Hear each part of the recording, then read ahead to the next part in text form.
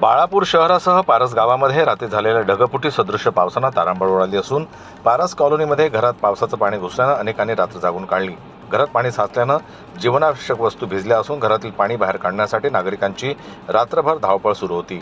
बाळापूर येथील मन नदी व महेश नदी तसेच निर्मला नदी तुडुंब भरून वाहत आहे। यावेळेस पारस बॅरेज व मन बॅरेज यातील विसर्ग प्रवाहातून वेळीच पाणी सोडल्यामुळे पूरस्थिती सामान्य झाली। जिल्ह्यातील गत 15 दिवसांपासून पावसानं धडी मारल्यानं शेतकऱ्यांच्या जीवाची घालमेल वाढली आहे। पावसाची चातकासारखी वाट पाहणारा शेतकरी आता कासावी झाला आहे।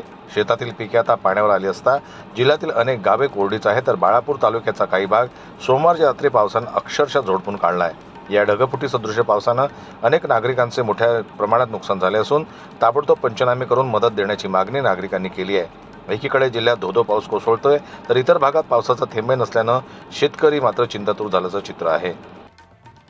जनमत लाईव्ह न्यूज करता संजय उंबक यांची रिपोर्ट अकोलाहून।